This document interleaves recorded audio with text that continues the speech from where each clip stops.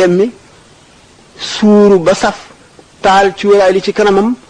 toog ci kanamu rawlatu yonent bi sallallahu alayhi wasallam kenu li bu yëkkatee loxoom teg ko ci kenu li ne borom kenu lii nee na mu yonent bi Malik fonk na yonent bi sallallahu alayhi wasallam ba nga xam ne Madinatu Munawwara du ca war fas wala gëléem wala mbaam wala dara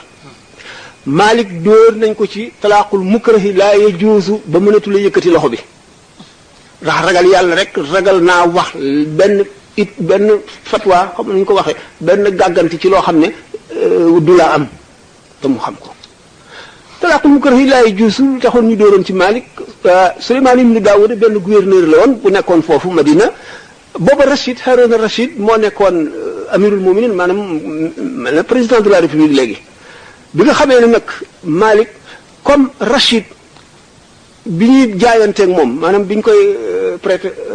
serment d'allégeance maanaam daal bi jaayante daal la ñuy wax kii nekk amirul muminin ne dañuy jaayanteeg moom lañ koy wax mubayaa dafa doon am ñoo xam ne bari dafa leen forcé ñu jaayanteeg moom Malik nag bi muy jàngale am agent secret bu ñëw ñu laaj ko mu jàngale ba agsi ci ne kuy fase te dañ laa forcé sa fase ni dëggul ñoom ñu dal ciy dégg ne kon ñi jaayanteeg Rachid te dañ leen a forcé jaayante bi jàpp leen kon mën nañ ko bàyyi jaayanteeg keneen xam nga politique ci loolu la Suleymaan ibn Daawud dóore Malik ba mu lot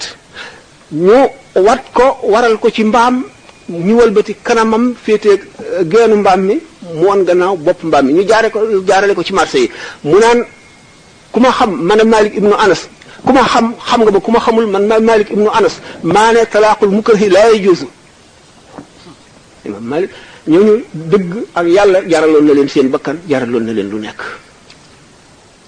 Malik nag ku li ñuy wax naqari det maanaam ku am fulla lool la woon ak fayda toog na ñeen fukki réewul ree du ko def ndax ñàkk caaxaan mu ne toujours fi muy jàngalee ci rawlatu yonent bi sallallahu alayhi wasallam daf koy ci kanamam lay nekk sooroor bi kenu bi nekk nii ci càmmoñam daf naan jëpp aji wax